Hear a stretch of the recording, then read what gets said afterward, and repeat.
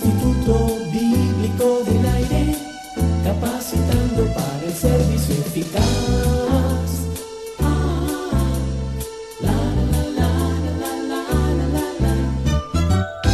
Bienvenido y bienvenida al Instituto Bíblico del Aire.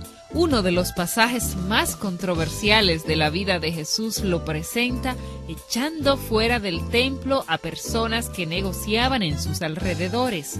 Este episodio nos mostrará otro hermoso cuadro de la personalidad de Jesús. En este estudio del Evangelio de Juan lo veremos como el Cristo que purifica. Preste mucha atención.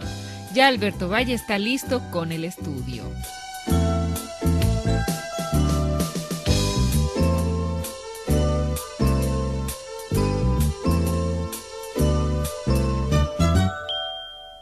Gracias por asistir a esta nueva clase del Instituto Bíblico del Aire. Si estuvo con nosotros en el estudio anterior, recordará que en los primeros 12 versículos del capítulo 2, el apóstol Juan nos relata el primer milagro que hizo Jesús, donde convirtió el agua en vino. Comenzando con el versículo 13, nos adentramos en la segunda parte de este capítulo.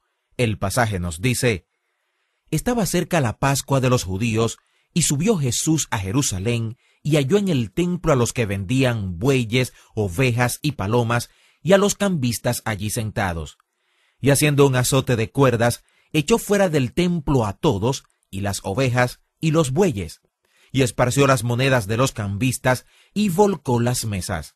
Y dijo a los que vendían palomas: Quitad de aquí esto, y no hagáis de la casa de mi padre casa de mercado. Entonces se acordaron sus discípulos que está escrito: El celo de tu casa me consume. Y los judíos respondieron y le dijeron: ¿Qué señal nos muestras ya que haces esto? Respondió Jesús y les dijo: Destruid este templo, y en 3 días lo levantaré. Dijeron luego los judíos: En 46 años fue edificado este templo, y tú en 3 días lo levantarás. Mas él hablaba del templo de su cuerpo. Por tanto, cuando resucitó de entre los muertos, sus discípulos se acordaron que había dicho esto, y creyeron la Escritura y la palabra que Jesús había dicho. Estando en Jerusalén en la fiesta de la Pascua, muchos creyeron en su nombre, viendo las señales que hacía.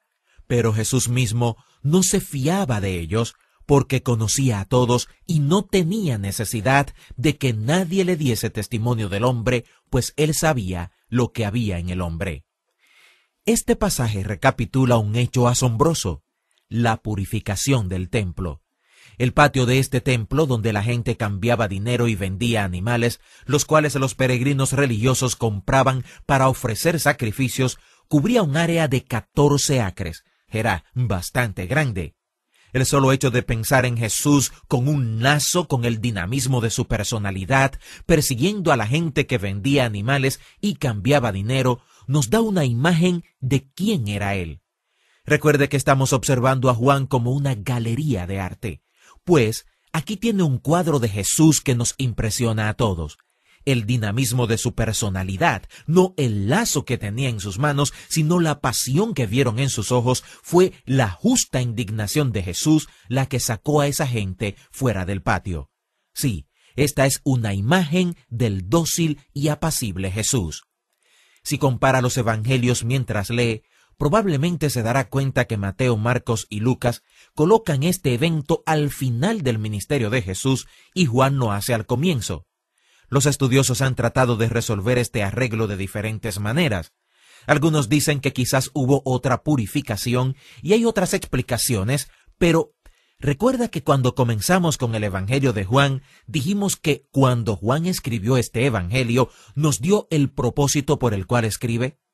En los 2 últimos versículos de Juan capítulo 20 dice: Hizo además Jesús muchas otras señales en presencia de sus discípulos, las cuales no están escritas en este libro.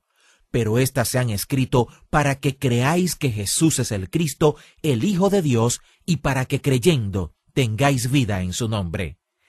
Este fue el propósito de Juan al escribir este evangelio.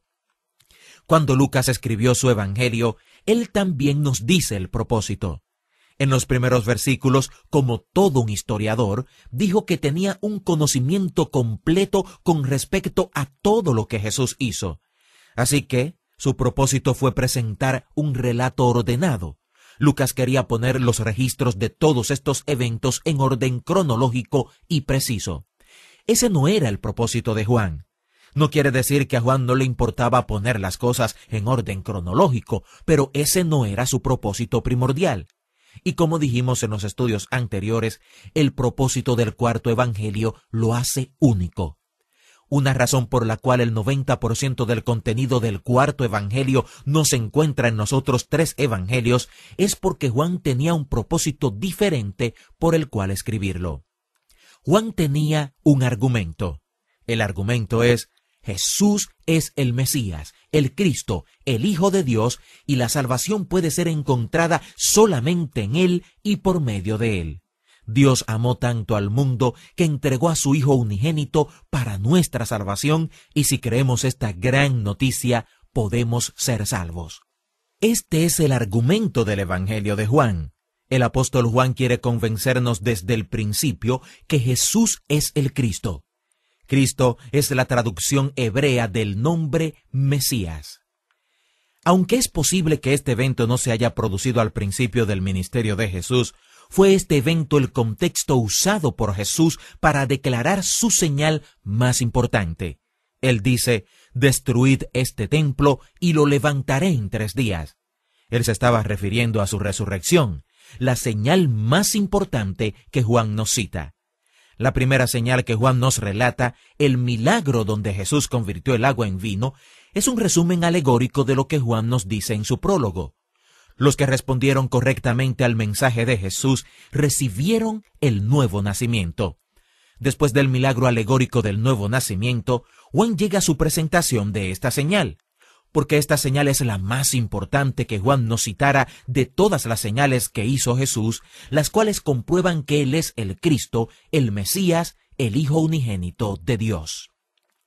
En adición a esta perspectiva sobre este incidente con su maravillosa implicación teológica, piense en Jesús.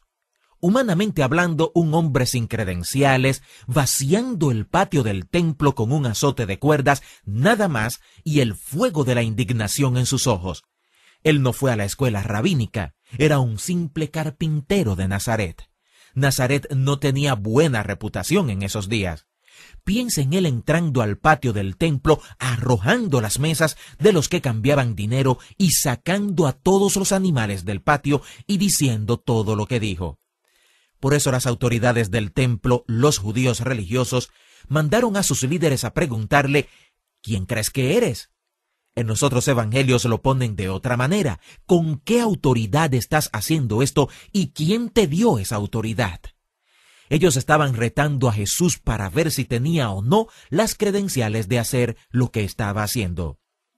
Para explicar la indignación de Jesús, permítame compartir un poquito lo que era ese templo.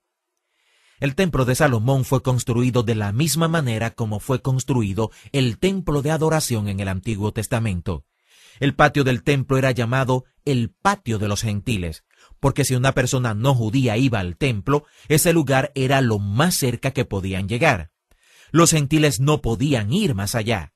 Así que, en el recuento de Marcos de este hecho, él dice que cuando Jesús reprendió a los líderes religiosos por transformar la casa de su padre en una cueva de ladrones o en un lugar de mercado, como sugiere Juan, una de las cosas que dice Marcos mientras cita lo que Jesús dijo es: «Mi casa será llamada casa de oración para todas las naciones, no solamente para los judíos». Creo que cuando Jesús se dio cuenta de esto se afligió. Ver que si un gentil quería adorar a Dios, lo tenía que hacer en ese patio, y el patio que se suponía debería ser el lugar para acercarse a Dios estaba convertido en un mercado.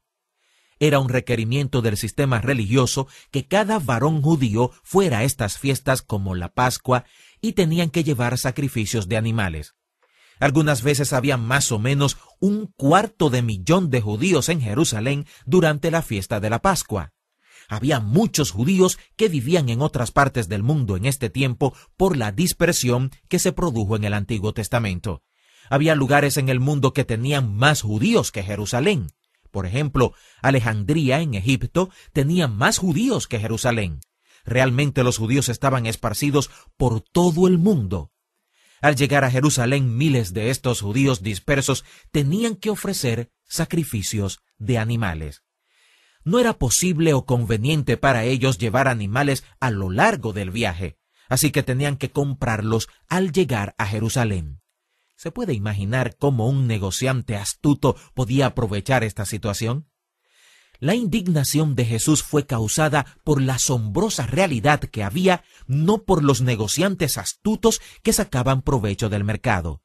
Jesús estaba indignado porque eran el sumo sacerdote y el sistema religioso los que estaban explotando a los peregrinos religiosos.